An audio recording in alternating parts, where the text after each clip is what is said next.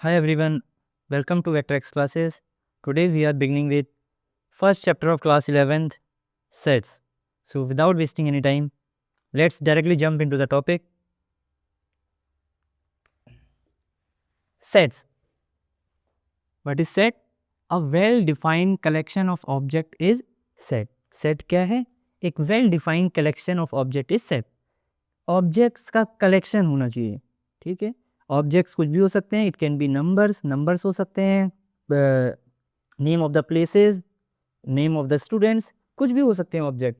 उन ऑब्जेक्ट्स का कनेक्शन उनको इकट्ठा करके रखा है, that is set. But the important thing is कि वो वेल डिफाइंड होना चाहिए. ये सबसे ज़्यादा इंपॉर्टेंट टर्म है इस डेफिनेशन में कि सिर्फ कलेक्शन नहीं है, कलेक्शन ऑफ ऑब्जेक्ट नहीं है, वेल डिफाइंड कलेक्शन होना चाहिए. Now what does well defined means here? Well defined का क्या मतलब है यहाँ पर? वेल डिफाइंड का इतना मतलब है कि जो हमारी सेट की डेफिनेशन होगी, जिस तरह हमने उसे डिफाइन किया है, एकदम क्लियर होना चाहिए कि कौन से ऑब्जेक्ट सेट के अंदर आएंगे, कौन से ऑब्जेक्ट सेट के अंदर नहीं आएंगे. मतलब कौन से ऑब्जेक्ट कलेक्शन का पार्ट है और कौन से ऑब्जेक्ट कलेक्शन का पार्ट नहीं है, ये एकदम क्लियर 100% क्लैरिटी होनी चाहिए. अगर ये क्लैरिटी है डेफिनेशन में तो हम इसे बोलेंगे ये वेल डिफाइंड कलेक्शन है, तो ये एक सेट होगा. अगर ये क्लैरिटी नहीं है कि कौन सा ऑब्जेक्ट सेट के अंदर आएगा या ये ऑब्जेक्ट सेट के अंदर नहीं भी आएगा, क्लैरिटी नहीं है, तो वो सेट नहीं होगा, वो सिर्फ एक नॉर्मल कलेक्शन है, वो सेट नहीं है. Late us see few example, कुछ एग्जांपल्स देखते हैं. जैसे ये देखो, पहला एग्जांपल क्या लिखा है? Odd natural number. क्या लिखा है? ऑड नेचुरल नंबर होना चाहिए, नेचुरल होना चाहिए, ऑड होना चाहिए और लेस देन 10 होना चाहिए. तो less than 10 odd natural number क्या होते हैं? देखो 1 है, ऑड है, नेचुरल भी है. 2 इवन है, 3 हो गया, 5 हो गया, 7 हो गया और 9 हो गया. देखो 10 से छोटे हैं, नेचुरल हैं सबके सब, ऑड हैं. तो ये 1 2 3 4 5 ये 5 जो एलिमेंट है या 5 जो ऑब्जेक्ट हैं, यहाँ पे देखो ऑब्जेक्ट एक नंबर है, नंबर भी हो सकते हैं, अल्फ़ाबेट भी हो सकते हैं, कुछ भी हो सकते हैं. तो ये जो 5 एलिमेंट यही इस कलेक्शन का हिस्सा है, बाकी और कोई नहीं है. जैसे फॉर एग्जांपल देखो 2, मैं क्लियरली कह सकता हूँ 2 इसका हिस्सा नहीं है, क्योंकि 2 क्या है? इवन नंबर है, ऑड नहीं है.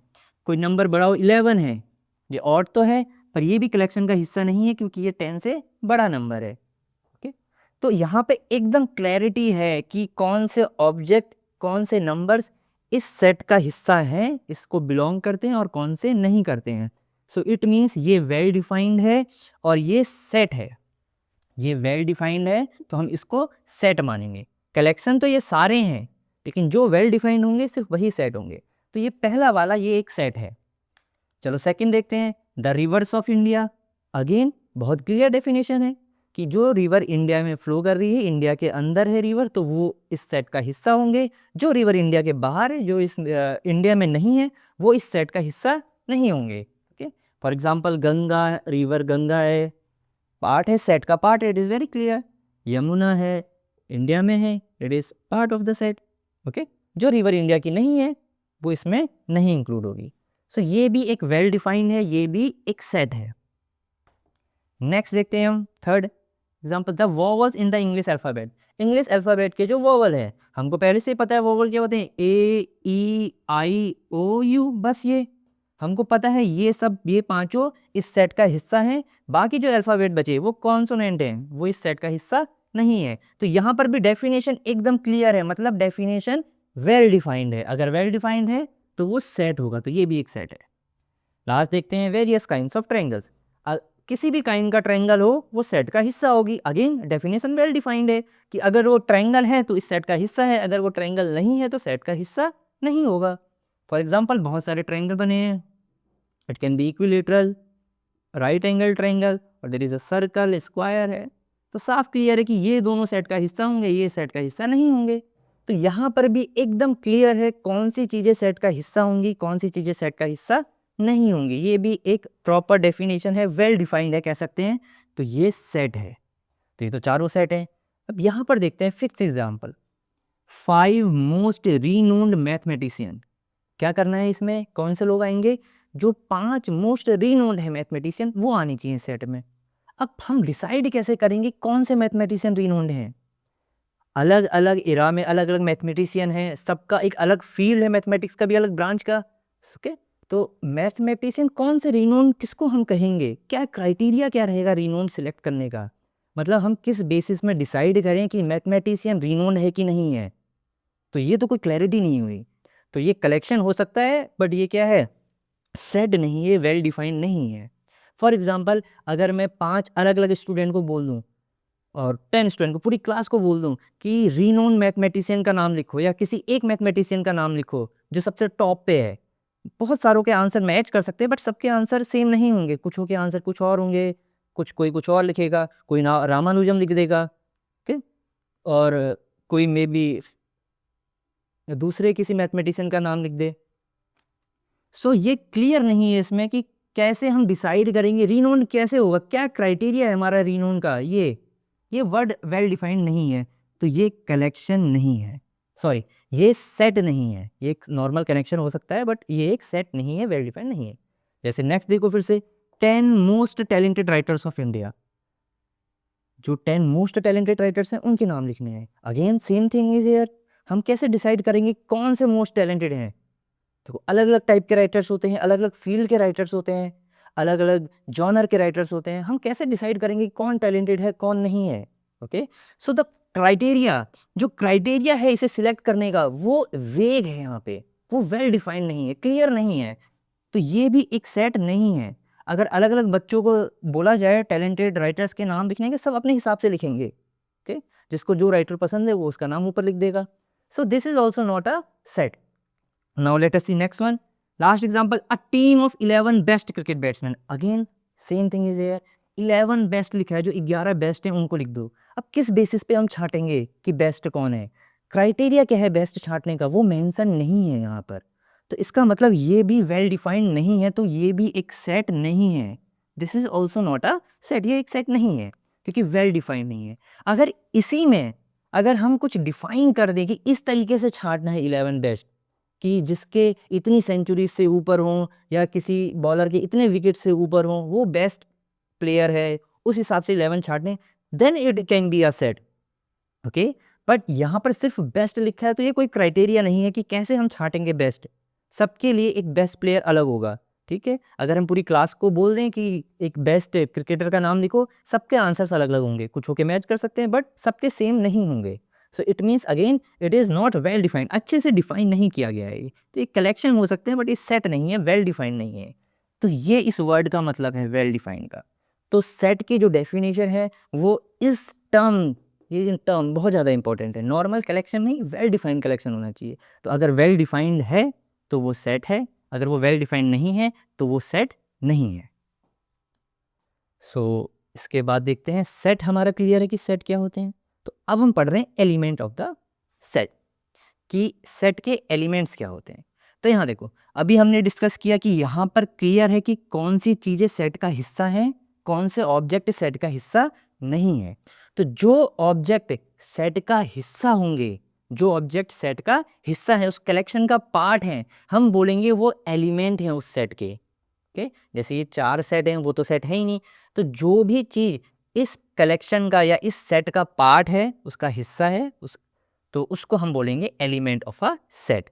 हम उसको एलिमेंट भी बोल सकते हैं, ऑब्जेक्ट भी बोल सकते हैं, मेंबर ऑफ अ सेट भी बोल सकते हैं, जो उस सेट का मेंबर है। ओके, फॉर एग्जांपल जैसे यहाँ पर देखते हैं, यहाँ देखो पहला वाला सेम फर्स्ट एग्जांपल, और नेचुरल नंबर लेस देन 10, ये यहाँ पर लिखे हुए हैं 1 3 5 7 9, तो 1 सेट का हिस्सा है। ओके, तो 1 एलिमेंट है इस सेट का, 3 इस सेट का पार्ट है, इस कलेक्शन का हिस्सा है, तो 3 एलिमेंट है इसका, 5 एलिमेंट है इस वाले सेट का, फर्स्ट वाले सेट का, 7 एलिमेंट है इस सेट का। बट 2 की बात करें, 2 एलिमेंट नहीं है इस सेट का, बिकॉज 2 ऑड, सॉरी 2 इवन है। 11 इसका हिस्सा नहीं है, 11 10 से बड़ा होता है।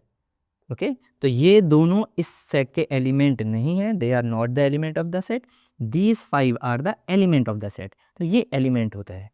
अब एलिमेंट है तो देखो इसको डिनोट कैसे करते हैं, यहाँ देखो क्या लिखा है, if A is element of set ए, कोई सेट है उसका नाम ए है, हम सेट के नाम जनरली कैपिटल लेटर से मेंशन करेंगे। ओके, क्या करेंगे, कैपिटल लेटर से हम सेट के नाम को लिखेंगे, capital A, capital B, capital X, anything. और एलिमेंट के नाम जनरली हम स्मॉल लेटर से रिप्रेजेंट करते हैं। ओके, जब भी हमको लेट करना है, हमें एलिमेंट नहीं पता, हम जैसे लेट करते हैं, तो अगर मैं एलिमेंट को कुछ मान रहा हूँ तो मैं उसको स्मॉल लेटर से डिनोट करूंगा। अगर सेट का कुछ नेम रखना है, ऑलरेडी नेम नहीं गिवन है, अपनी तरफ से रखना है, तो मैं कैपिटल लेटर यूज करूंगा। So A is element of set A. A क्या है, एलिमेंट है, ये एलिमेंट है सेट ए का। तो हम इसको ऐसे पढ़ते हैं, A belongs to capital A. Okay, A belongs to capital A. For example यहाँ देखो, ये एक सेट है odd natural number less than 10 का, इसका हम कुछ नेम रख सकते हैं। ओके, मैं इसका नाम रख देता हूँ सेट एक्स। ओके, मैंने इसका नाम रख दिया सेट एक्स, कैपिटल लेटर से लिख सकता हूँ, तो मैंने कह दिया सेट एक्स है। तो देखो सेट एक्स के ये एलिमेंट हैं, तो मैं ये बोल सकता हूँ कि वन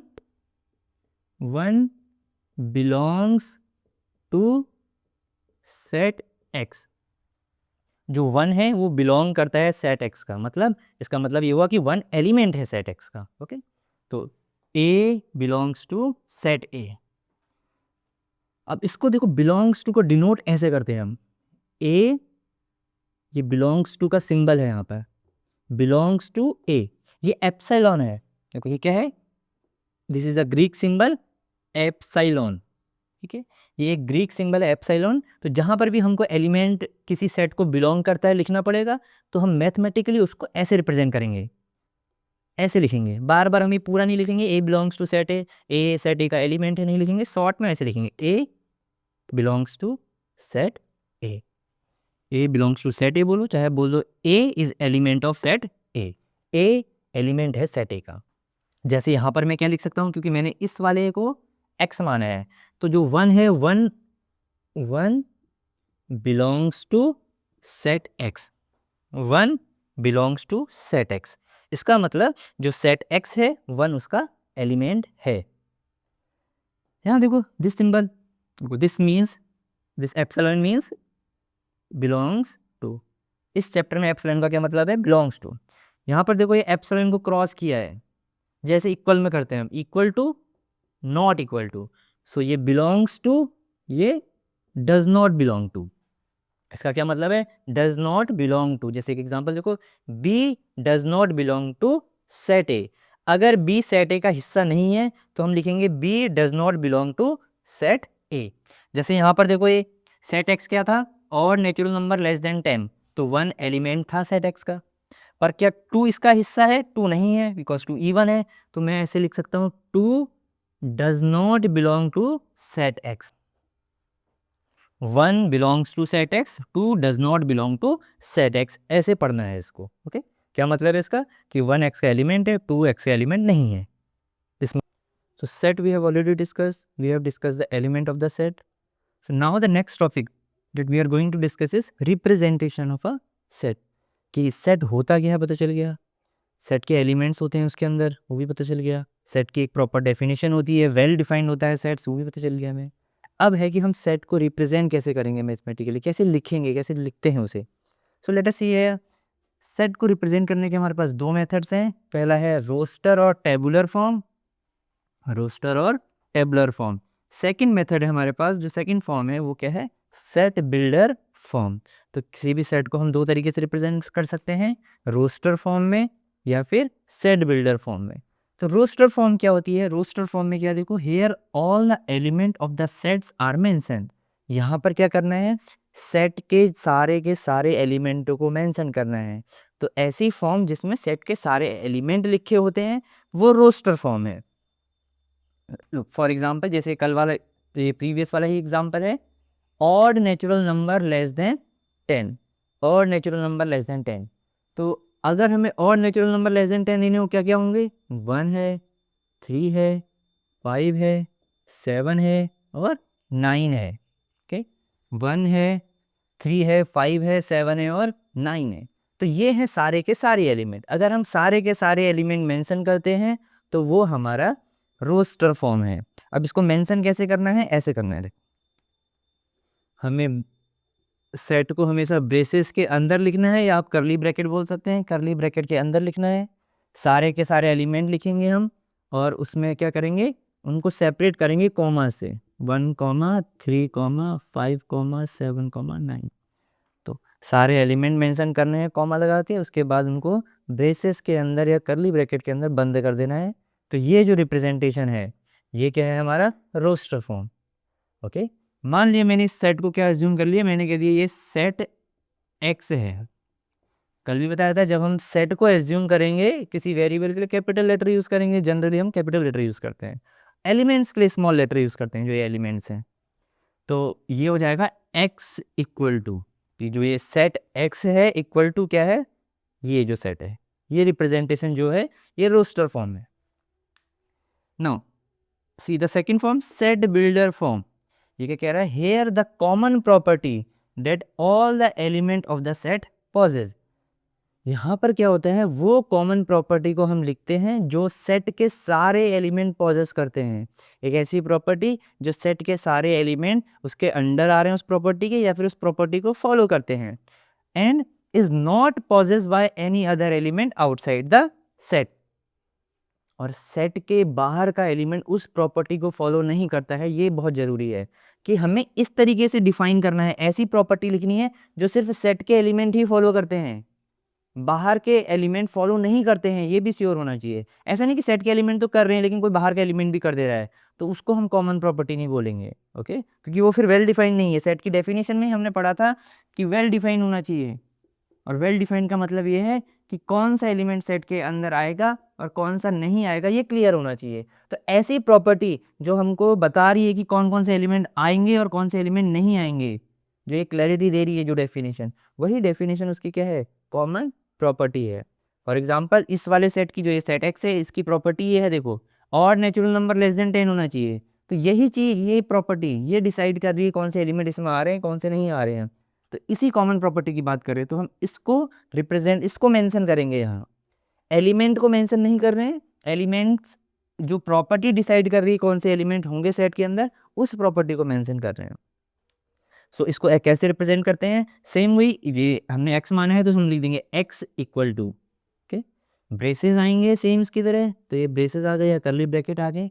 यहाँ पर क्या करना है अब हमको, क्योंकि हमें एलिमेंट के नाम, एलिमेंट्स तो मेंशन करने नहीं है, एलिमेंट नहीं लिखने हैं, तो क्या करूँगा, एलिमेंट की प्रॉपर्टी लिखूंगा। तो मैं एलिमेंट को कुछ किसी एक वेरिएबल से एज्यूम कर लूँगा। ओके, और अभी हमने पहले भी डिस्कस किया है कि हम एलिमेंट को हमेशा small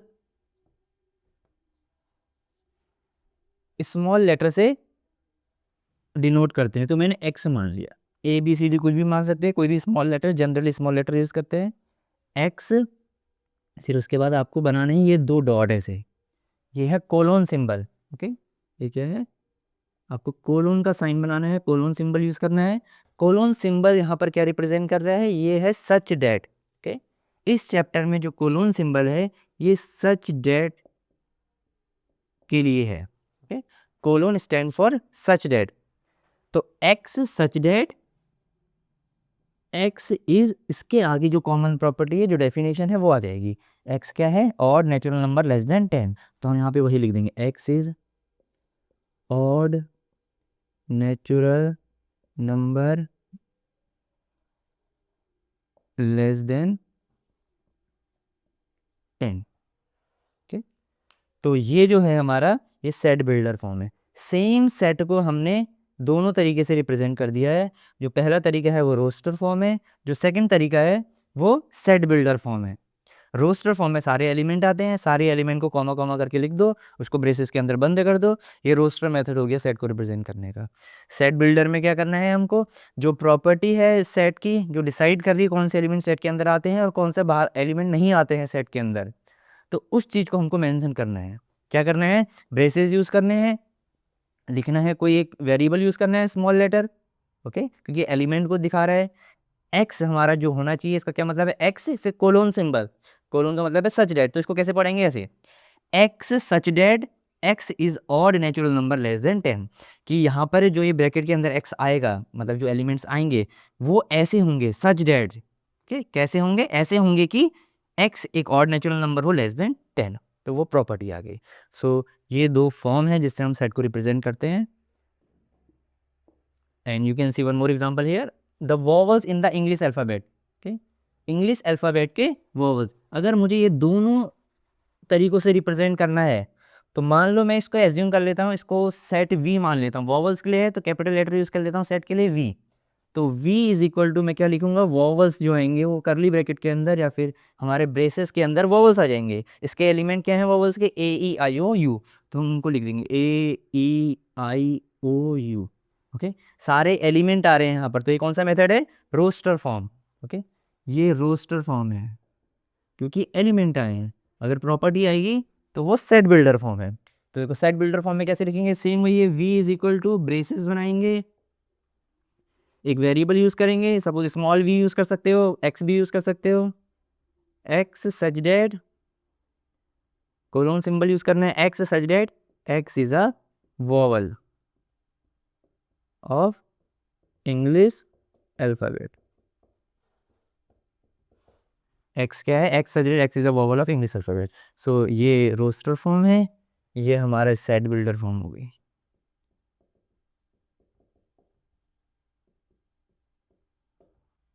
roster and tabular form हमने पढ़ लिया है। Now let us go for few examples. So look here, the first example is saying write the solution set of the equation X square plus X minus two equal to 0। ये हमारे पास एक equation है in roster form, हमें roster form में लिखना है। ठीक, रोस्टर फॉर्म में क्या होता है, सारे एलिमेंट्स आते हैं तो इसके एलिमेंट्स आएंगे। एलिमेंट क्या है, सॉल्यूशन। इसके ये बोल रहा है कि सेट में सॉल्यूशन आएगा तो हमें इसको सॉल्व करना पड़ेगा, इसके सॉल्यूशन निकालने पड़ेंगे। जो इसके सॉल्यूशन आएंगे वही सेट का हिस्सा है, ये बोल रहा है वो। तो हम सॉरी, तो हमको सॉल्व करना पड़ेगा क्योंकि रोस्टर फॉर्म में एलिमेंट चाहिए। तो इसको सॉल्व करते हैं। एक क्वाड्रेटिक इक्वेशन है, मिडिल टर्म स्प्लिट कर देते हैं। यहाँ पर ये कितना है वेरी, यहाँ पे कोएफिशिएंट, कोएफिशिएंट कितना है 1 है, यहाँ पे कुछ नहीं लिखा है तो कोएफिशिएंट इज 1 हियर। इन दो कोएफिशिएंट का प्रोडक्ट कितना आ रहा है -2, सम कितना आ रहा है, सम इज 1। तो आपको दो ऐसे नंबर सोचने हैं जिन्हें मल्टीप्लाई करके -2 आए और ऐड करके 1 आए। तो वो दो नंबर क्या होंगे, इट इज 2 एंड -1। 2 एंड -1, देखो मल्टीप्लाई करेंगे तो -2 आएगा, ऐड करेंगे तो प्लस का 1 आएगा। Okay, so it is x square plus 2x minus 1x -2 equal to 0, और simply -x you can write, common ले लेंगे, यहाँ से -1 कॉमन ले लो। So it is x plus 2 into x minus 1 equal to 0. So x plus 2 equal to 0, x minus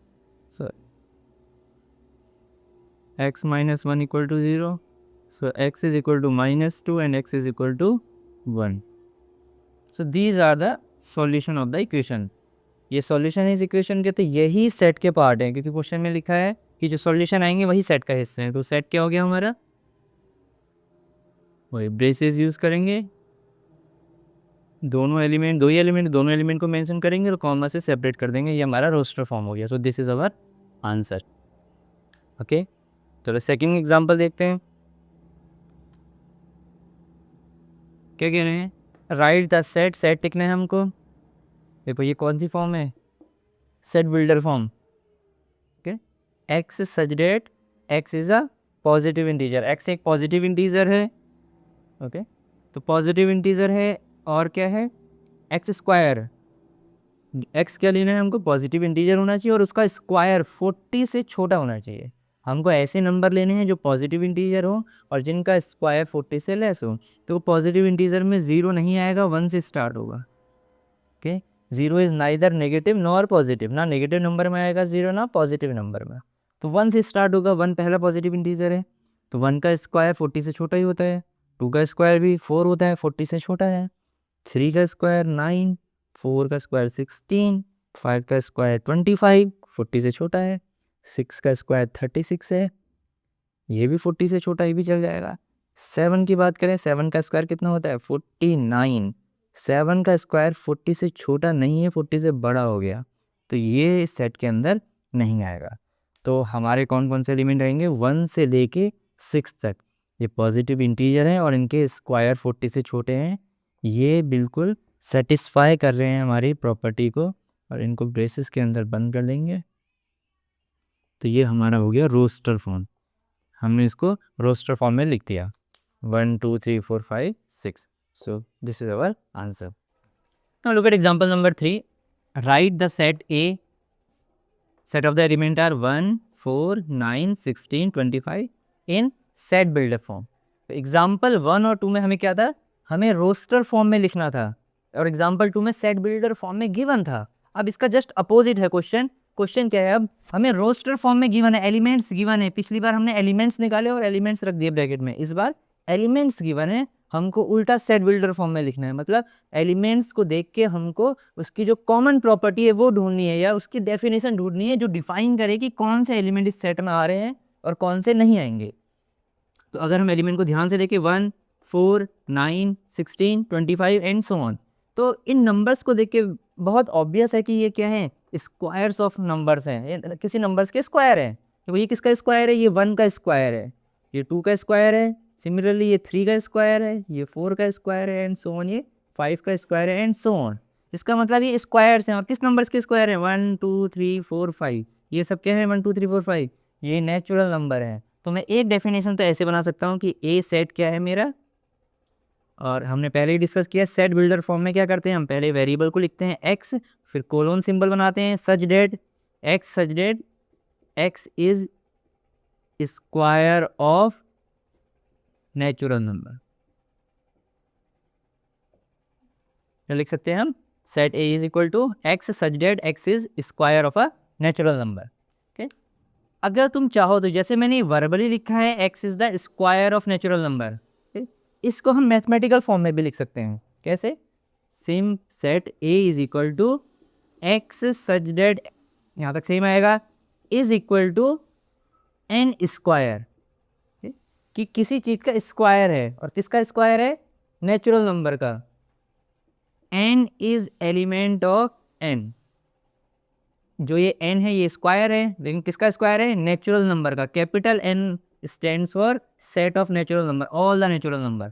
तो natural number का square करेंगे तो x आ जाएगा, जो हमारा ये सेट के एलिमेंट्स हैं। तो ये दोनों तरीके सही हैं, ये आंसर भी सही है, ये आंसर भी सही है। तो आप चाहो तो उसको वर्बली भी लिख सकते हो, वर्ड्स में लिख सकते हो, या फिर उसको मैथमेटिकल फॉर्म में भी लिख सकते हो। Now example number 4, right the set, set given है हमको, ये अगेन रोस्टर फॉर्म में गिवन है, क्योंकि एलिमेंट्स गिवन है, जिसमें भी एलिमेंट्स गिवन है वो रोस्टर फॉर्म है, और हमको सेट बिल्डर फॉर्म में लिखना है। तो हमको पहले इसमें इसकी प्रॉपर्टी ढूंढनी पड़ेगी कि क्या कॉमन प्रॉपर्टी है जिस वजह से हमें पता चलेगा ये क्या आ रहे हैं। तो अगर इन्हें गौर से देखें, ये 1 है, ये 2 है, ये 2 है, ये 3 है, ये 3 4, फिर 4 5, ये 5 6, ये 6 7, अगर हर एक टर्म को गौर से देखें तो जो डिनोमिनेटर है उसका, तो डिनोमिनेटर क्या है हमारा, न्यूमरेटर से एक ज़्यादा है। डिनोमिनेटर हमारा न्यूमरेटर से क्या है, एक ज़्यादा है। तो हम इसको डिफाइन करना चाहे तो ऐसे डिफाइन कर सकते हैं। क्या लिखूंगा मैं, सपोज मैं इसको ऐसे लिख रहा हूँ, X such that x is equal to, इसको n ले लेता हूँ क्योंकि ये 1 2 3 4 ये नेचुरल नंबर की काउंटिंग है n, और डिनोमिनेटर में क्या हो जाएगा, n से एक ज़्यादा। जो भी यहाँ पे आएगा n पहले 1 आएगा, नीचे 1 + 1 2 हो जाएगा। जब n की जगह मैं 2 पुट करूँगा n की जगह, तो ये 2 + 1 3 हो जाएगा। तो 3 पुट करूँगा, 3/3 + 1 4 हो जाएगा। तो ऐसे सोन ये आएंगे। बट अगर मैं इसको यहीं पर ही कंप्लीट कर दूँ तो ये सेट के एलिमेंट्स तो आएंगे, क्योंकि n नेचुरल नंबर है मेरा। बट इसके अलावा जो इसके बाद है 7/8 भी आ जाएगा इससे, फिर नेक्स्ट वाला 9/10 भी आ जाएगा। तो इसको हमें रोकना भी पड़ेगा, क्योंकि हमारा इसके आगे कंटिन्यूएशन नहीं है, यहाँ पर ये डेड एंड है, यहाँ पे ख़त्म हो गया है, डैश डैश डैश नहीं है। तो इसका मतलब हमको डिफाइन करना पड़ेगा हमारा n कहाँ से कहाँ तक है। तो मैंने n न्यूमरेटर को माना है, आप डिनोमिनेटर को भी ले सकते हो, आपकी मर्जी है। अगर n न्यूमरेटर है तो न्यूमरेटर देखो कहाँ से कहाँ तक है, 1 से लेके 6 तक है, 1 से लेके 6 तक है। तो मुझे यहाँ पे डिफाइन करना पड़ेगा कि मेरा n जो है सारे नेचुरल नंबर नहीं है। ठीक, पहले यहाँ पे डिफाइन कर देता हूँ कि n नेचुरल नंबर है, और नेचुरल नंबर में भी n कहाँ से कहाँ तक है, 1 से लेके 1 भी इंक्लूडेड है, और 1 से लेके 6 तक है। सो ये पूरी प्रॉपर डेफिनेशन हो गई है x such that x is equal to n upon n plus 1, जहाँ पे n नेचुरल नंबर होगा और नेचुरल नंबर भी 1 से लेके 6 तक ही होगा इसमें। Now last example, example number 5। हमको 2 कॉलम दिए हैं, हमको मैच द फॉलोइंग करनी है। ये है हमारा रोस्टर फॉर्म जहाँ पे सारे एलिमेंट मेंशन है, ये है हमारा सेट बिल्डर फॉर्म जो उनको डिफाइन करेगा। तो सेट बिल्डर फॉर्म में से हम कंपेयर करके देखते हैं कि कौन कौन से हमारे इससे मैच कर रहे हैं। पहले यहाँ देखो, ये क्या कह रहा है, X such that X is a positive integer. X क्या है, पॉजिटिव इंटीजर है, मतलब 1 2 3 4 नेचुरल नंबर भी बोल सकते हैं। पॉजिटिव इंटीजर मतलब नेचुरल नंबर ही हो गया। एंड इज डिवाइजर ऑफ 18, 18 का डिवाइजर है। नेचुरल नंबर लेने हैं, पॉजिटिव इंटीजर नेचुरल नंबर ही होते हैं। पॉजिटिव इंटीजर क्या होंगे, 1 2 3 4 5, तो ये नेचुरल नंबर ही हो गए एक तरीके से, और वो 18 को डिवाइड करते हैं। तो ऐसे कौन कौन से नंबर है जो 18 को डिवाइड करते हैं? डिवाइजर ऑफ 18 क्या क्या होंगे नेचुरल नंबर, देखो 1 डिवाइड कर देगा 18 को, 2 9 जा 18 होता है, 1 18 जा 18, 2 9 जा 18, 3 से भी डिवाइड हो जाएगा, 3 6 जा 18, 4 डिवाइड नहीं कर पाएगा, 5 डिवाइड नहीं कर पाएगा, 6 आ गया है। तो बस ये है इतने, 1 2 3 6 9 18। अगर हम यहाँ ध्यान से देखें तो ये वाला मैच कर रहा है, 1 2 3 6 9 18, ये सारे के सारे डिवाइजर ऑफ 18 है, तो इसको हम यहाँ मैच कर देते हैं। नाउ सेकंड देखते हैं, x is an integer, x एक इंटीजर है, x इंटीजर है, और x square minus 9 equal to 0 है। ये हमारे पास एक इक्वेशन है, x square minus 9 equal to 0। बहुत सिंपल इसे सॉल्व करना, x स्क्वायर इक्वल टू 9 हो गया, स्क्वायर को वहाँ भेज देंगे, जब भी स्क्वायर अंडर रूट में जाएगा प्लस माइनस हमको दोनों लेने पड़ते हैं, तो ये आ जाएगा प्लस माइनस 3। तो 2 आंसर आ गए इसके, प्लस 3 भी और माइनस 3 भी, क्योंकि x इंटीजर है तो दोनों हम आंसर ले सकते हैं, नेगेटिव वाला भी। तो यहाँ देखो ये मैच कर रहे हैं, x3 और -3, तो इसको हम यहाँ मैच कर देंगे। लास्ट सी वाला देखो, x such that x is an integer, फिर से x इंटीजर है और x प्लस 1 इक्वल टू 1 है। x प्लस 1 इक्वल टू 1, अगर हम इसको अगेन फिर से सॉल्व करेंगे, 1 को वहाँ भेज दो इक्वल के, x is equal to 1 minus 1, x equal to 0 आ रहा है। तो सिर्फ एक ही आंसर आ रहा है, x इक्वल टू 0, ये इससे मैच कर रहा है, इसको हम यहाँ मैच कर देंगे। तो इसका मतलब लास्ट वाला इससे मैच करेगा। फिर भी देख लेते हैं, x is letter of the word principle, तो प्रिंसिपल वर्ड में जो जो लेटर आ रहे हैं उनको लिखना है, ओके। और दूसरा, सेट में एक और चीज़ होती है कि हम किसी भी एलिमेंट को रिपीट नहीं करते हैं जनरली। अगर कोई कर दे रहा है that is a different thing, but generally हम क्या करेंगे, हम रिपीट नहीं करेंगे। रिपीट करने का कोई मतलब नहीं होता सेट में। तो देखो एक लेटर पी आ रहे हैं, तो पी आ गया यहाँ पर, फिर अगला लेटर आर है, आर आ गया, फिर अगला लेटर आई है, आई आ गया, फिर अगला लेटर एन है, एन आ गया, फिर अगला लेटर सी आ गया, आई आ गया, एन आ गया, सी आ गया। फिर देखो आई ऑलरेडी आ चुका है तो दोबारा लिखने की कोई जरूरत नहीं है, पी पहले से आ गया, पी को भी दोबारा नहीं लिखेंगे। फिर ए और एल रह गए, तो ए और एल आ गए। तो ये जो लेटर है, यही लेटर क्या कर रहे हैं, प्रिंसिपल वर्ड्स को बनाते हैं। तो ये वाला सेट इसका हो गया, इसको यहाँ मैच कर देंगे। तो ये एक इंपॉर्टेंट बात है जो ध्यान रखनी है कि जो भी एलिमेंट है सेट के हैं, सेट के एलिमेंट्स को हम रिपीट नहीं करते हैं। Elements of set are not repeated.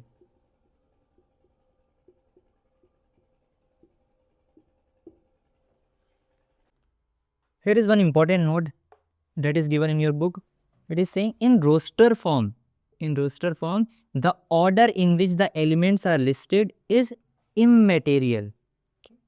क्या कह रहा है ये पॉइंट, कि जिस ऑर्डर में हमने रोस्टर फॉर्म में जिस ऑर्डर में एलिमेंट्स को लिखा है वो इमटेरियल है, मीन्स उसका कोई सिग्निफिकेंस नहीं है।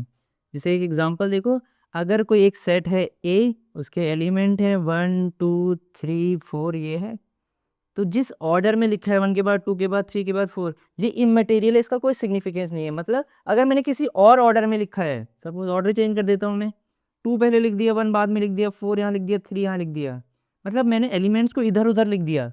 तो इधर उधर लिखने से सेट को कोई फ़र्क नहीं पड़ता, ये और ये दोनों सेट सेम ही हैं, ये दोनों सेट सेम है, आप किसी भी तरीके से लिख सकते हैं। ऑर्डर का कोई रोल नहीं है, कोई सिग्निफिकेंस नहीं है, इंपॉर्टेंस नहीं है सेट बिल्डर रोस्टर फॉर्म में, सेट में, ओके। ये हमारा फर्स्ट पॉइंट है। देखो एक और पॉइंट मेंशन है इसमें, in roster form elements is generally not repeated. Generally क्या होता है, एलिमेंट्स को रिपीट नहीं करते हैं हम, जनरली वर्ड यूज़ किया देखो, ठीक है। फॉर एग्जांपल एक सेट है मेरा 1 2 3, ये एक सेट है, ओके। जनरली हम रिपीट नहीं करते हैं इन केस अगर मैंने रिपीट कर दिया, जैसे फॉर एग्जांपल 1 को मैंने 2 बार लिख दिया, तो अगर ये सेट ए है तो ये भी सेट ए है। ये दोनों सेट अलग सेट नहीं है, ये दोनों सेम है। जनरली हम रिपीट नहीं करते हैं, ये किसी ने रिपीट कर दिया तो इसका मतलब ये नहीं हुआ कि एक नया सेट बन गया है। ये दोनों सेट क्या है, दोनों सेट सेम ही हैं, बोथ सेट आर इक्वल। अगर यहाँ देखें, यहाँ कितने एलिमेंट है, 1 2 3 एलिमेंट है। अगर इसकी बात करें, यहाँ पर भी 3 ही एलिमेंट है। ये रिपीटेशन को हम काउंट नहीं करेंगे, सिर्फ 3 एलिमेंट है, अगर ऐसे लिखा भी है किसी ने तो जनरली हम रिपीट नहीं करते हैं। अगर रिपीट कर दिया तो उसका कोई रोल नहीं है, उसका कोई सिग्निफिकेंस नहीं है, कोई इंपॉर्टेंस नहीं है। तो ये दोनों सेट सेम है, ये 1 2 3 ही माने जाएंगे। ओके, तो दो चीज़ें हैं कि ऑर्डर का भी कोई सिग्निफिकेंस नहीं है, रिपीटेशन का भी कोई सिग्निफिकेंस नहीं है सेट में। Okay, now we are going to discuss classification of the sets. Set के अंदर कितने एलिमेंट हैं, उस बेसिस पे हम सेट्स को दो पार्ट में डिवाइड करते हैं, finite set and infinite set. Finite set and infinite set. अगर नंबर ऑफ एलिमेंट किसी सेट में इनफाइनाइट है, then it is called infinite set. For example, set of all natural number. Set of all natural number को हम n से represent करते हैं, तो n है क्या हमारा 1 2 3 4 5 and so on. How many elements are there, infinite elements. जिसके अंदर इनफाइनाइट एलिमेंट्स हैं वो इनफाइनाइट सेट हो गया। और फाइनाइट सेट क्या होगा, जिसके अंदर फाइनाइट नंबर ऑफ एलिमेंट्स हैं, the number of elements are finite. For example मैं ये ले लेता हूँ 1 2 3 4 5, कंटिन्यू नहीं है आगे को, तो कितने एलिमेंट है यहाँ 1 2 3 4 5, सिर्फ 5 एलिमेंट्स है। तो ये एक फाइनाइट सेट है, because the number of elements are fixed here, it is only 5। So 5 elements are here in this set, 5 elements are there, so this is a finite set. अगर किसी सेट में 4 element है, 4 elements are there, वो भी एक finite set है। Okay, वो भी एक क्या है, फाइनाइट सेट है। अगर 3 एलिमेंट होंगे किसी सेट में, फॉर एग्जांपल 1 2 3, ये भी क्या है, एक फाइनाइट सेट है। ये सब एक फाइनाइट सेट है। अगर 2 एलिमेंट होंगे, अगेन कोई भी 2 element A comma B, still it is a finite set. ये भी फाइनाइट सेट है क्योंकि नंबर ऑफ एलिमेंट्स तो फिक्स है, फाइनाइट है, 2 ही तो एलिमेंट है, ये भी एक फाइनाइट सेट है। इफ 1 एलिमेंट इज देयर, तब भी वो क्या है, एक फाइनाइट सेट है। वो एलिमेंट कुछ भी हो सकता है, बस फॉर एग्जाम्पल 5, सिर्फ एक एलिमेंट है, this will also come under finite set. तो अगर एक भी एलिमेंट नहीं है, 0 elements are present there, then still it is a finite set. देखो इस सेट के अंदर एक भी एलिमेंट नहीं है, ये भी फाइनाइट सेट के अंदर आएगा, क्योंकि इनफाइनाइट थोड़ी है, कुछ नहीं होना भी एक फाइनाइट थिंग है कि 0 है। ओके, फिक्स है कि 0 एलिमेंट है, तो ये भी एक फाइनाइट सेट है। तो ऐसा सेट जिसके अंदर सिर्फ एक एलिमेंट होते हैं, ऐसा सेट जिसमें सिर्फ एक एलिमेंट है, इसको हम बोलते हैं सिंगलटन सेट। सिंगलटन सेट एक ऐसा सेट जिसमें सिर्फ एक एलिमेंट है, that is called singleton set. And एक ऐसा सेट जिसमें एक भी एलिमेंट नहीं है, एक ऐसा सेट जिसमें एक भी एलिमेंट नहीं है, it is called null set. जिसमें 0 एलिमेंट है, it is called null set और एम्प्टी सेट और void set.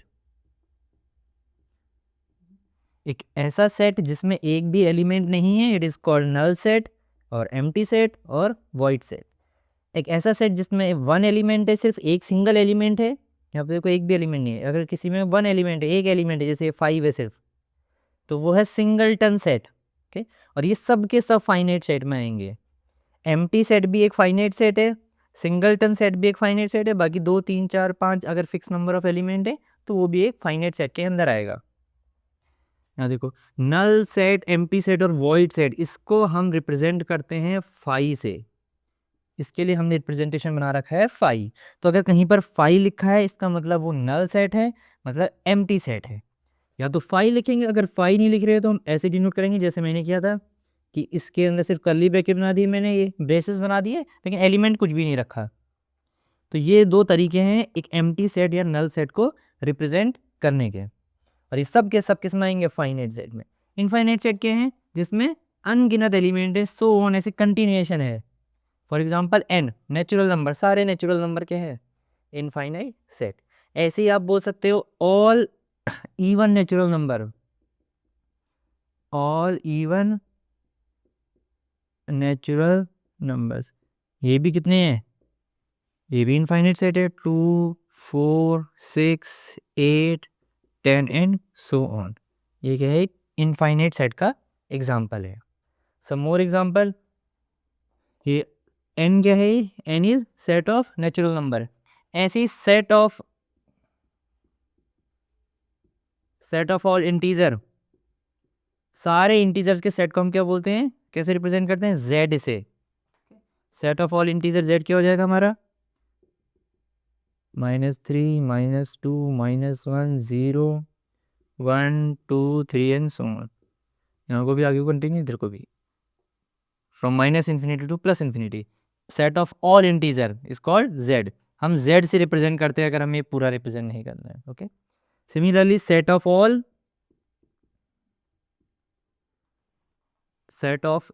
Integer, set of all rational number, set of all rational number is represented by, it is represented by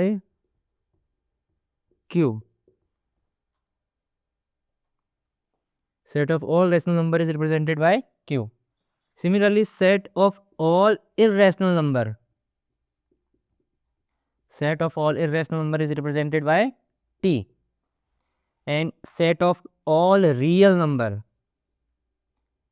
rational plus irrational, it is represented by capital R. Okay. So we have n. N is set of all natural number. Then we have z, set of all integer. We have q, set of all rational number. सारे के सारे rational number को मिलाएंगे तो जो set बनेगा वो q है. t is set of all the irrational number, and r is set of all the real numbers. Okay. And one more thing is here. अच्छा, अगर कोई फाइनाइट सेट है तो उसमें फाइनाइट नंबर ऑफ एलिमेंट है, जैसे 1 2 ये 5 एलिमेंट है तो ये 5 ऐसे हमने रिप्रेजेंट कर दिए। अगर फाइनाइट एलिमेंट है, भले ही एक एलिमेंट हो या 100 एलिमेंट हो, हम लिख सकते हैं। सो जो ये फॉर्म है, ये कौन सी फॉर्म है? Roster form. हम फाइनाइट सेट को तो रोस्टर फॉर्म में हमेशा लिख सकते हैं क्योंकि फाइनाइट नंबर ऑफ एलिमेंट है। 100 है, टाइम ज़्यादा लगेगा लिखने में तो लिख सकते हैं। लेकिन इनफाइनाइट सेट में क्या है? हम सबको रिप्रेजेंट नहीं कर सकते रोस्टर फॉर्म से। फॉर एग्जाम्पल यहाँ पे देखो, n जो एक नेचुरल नंबर है, मैंने इसको तो रिप्रेजेंट कर दिया, ये मैंने रोस्टर फॉर्म में लिख दिया, और यहाँ पे इस फॉर्म में भी लिख दिया सेट ऑफ ऑल। यहाँ पे देखो मैंने सेट ऑफ ऑल इंटीजर लिखा है, यहाँ पे रोस्टर फॉर्म में भी रिप्रेजेंट कर दिया। Even numbers, all natural even number, इसको भी रोस्टर फॉर्म में रिप्रेजेंट कर दिया। But I can not represent rational number in roster form में। रैशनल नंबर को रोस्टर फॉर्म में नहीं लिख सकता, मैं सिर्फ इसको सेट बिल्डर फॉर्म में लिख सकता हूँ। Okay, X such that X is a rational number, x is a rational number, और x such that x is equal to p upon q, जो उसकी डेफिनेशन है p and q are not equal to 0, उस तरीके से। लेकिन set builder form में नहीं लिख सकता, बिकॉज मैं लिखूंगा क्या इसमें? क्योंकि रैशनल नंबर में क्या आएंगे? सब कुछ आएंगे 0 1 2 3 4, फिर ऐसे सो ऑन, -1 -2 -3, ऐसे लिखूंगा तो इंटीजर लग रहे हैं। इसके बीच के भी सारे नंबर आएंगे, अब मैं उनको ऐसे कैसे रिप्रेजेंट कर सकता हूँ? लाइक 1/2 7/5, लाइक ऐसे कैसे रिप्रेजेंट कर सकता हूँ? बिकॉज कोई भी एक प्रॉपर ऑर्डर या एक प्रॉपर पैटर्न फॉलो नहीं कर रहे हैं। अगर मैं इवन नंबर की बात करूँ, तो अगर किसी ने ऐसे लिखा 2 4 6 8 10, तो साफ पता चल रहा है कि अगला नंबर 12 होगा, फिर 14 होगा, कि ये इवन नंबर है। ठीक, क्योंकि यहाँ पर एक पर्टिकुलर पैटर्न फॉलो हो रहा है, यहाँ पर कोई भी पैटर्न नहीं है। तो अगर कोई एक ऐसा सेट है जो इनफाइनाइट सेट है, अगर कोई एक ऐसा सेट है जो क्या है? इनफाइनाइट सेट है, an infinite set with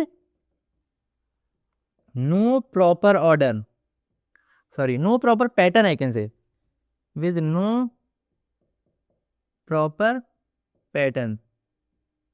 अगर कोई एक ऐसा इनफाइनाइट सेट है जिसमें कोई भी एक पर्टिकुलर पैटर्न फॉलो नहीं हो रहा है, हम उसको रोस्टर फॉर्म में रिप्रेजेंट नहीं कर सकते, उसको हम रोस्टर फॉर्म में रिप्रेजेंट नहीं कर सकते।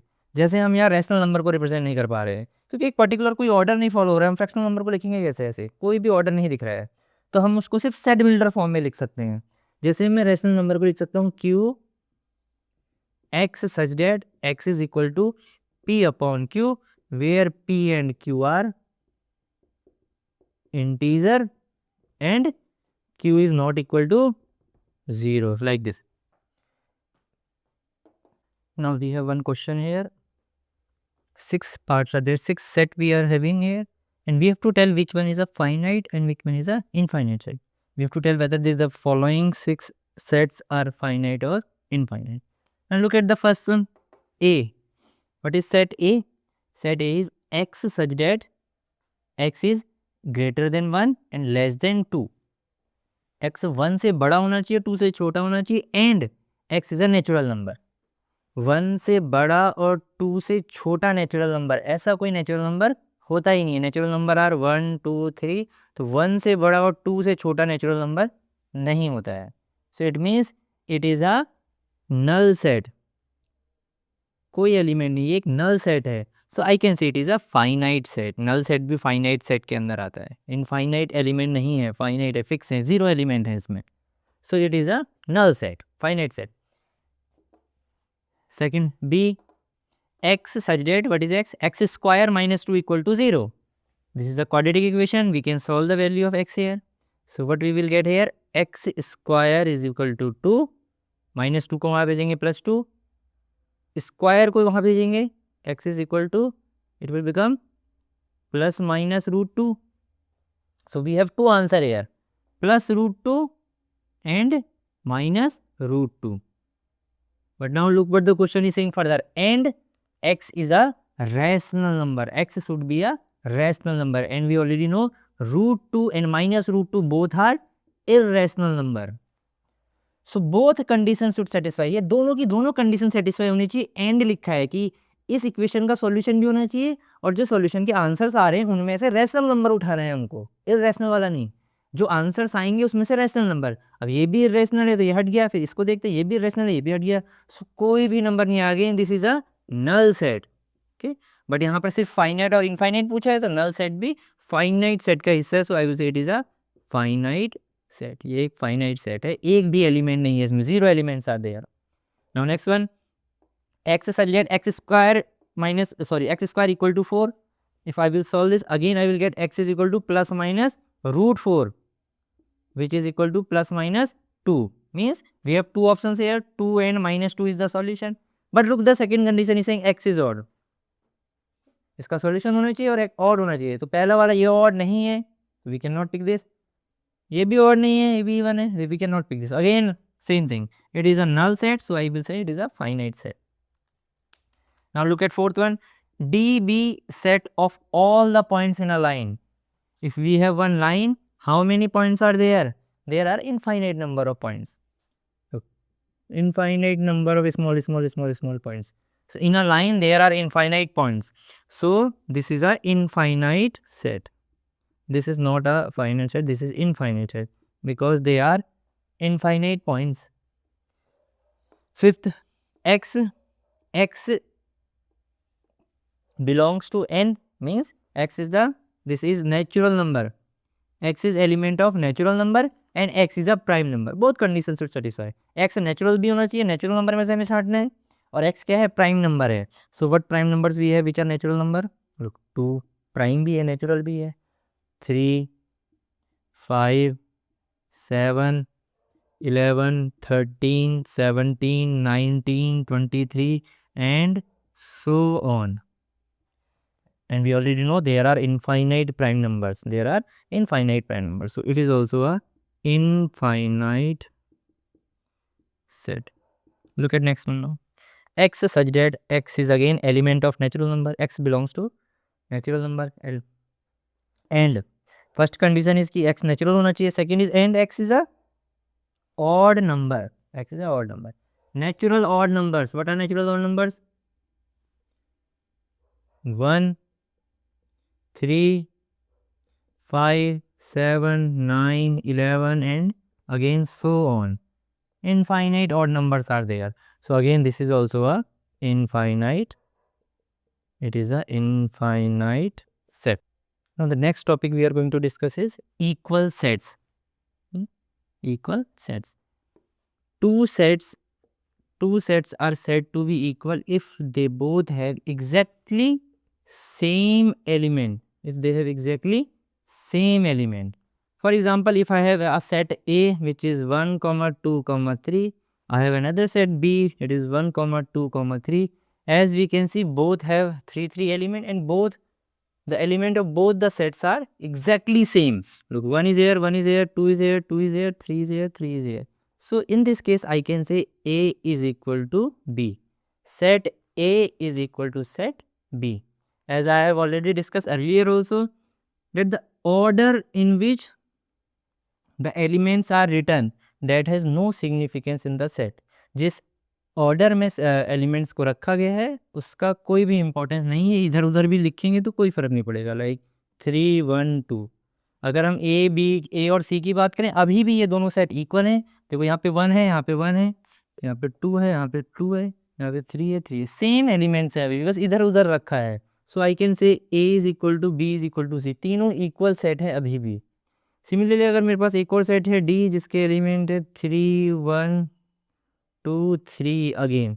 ये भी हमने पहले डिस्कस किया है. हम जनरली किसी भी एलिमेंट को रिपीट नहीं करते हैं. अगर किसी ने कर दिया है उसको हम काउंट नहीं करेंगे, डेट इज़ इनसिग्निफिकेंट. तो इसको हटा दो. It is again 3, 2, 1 only.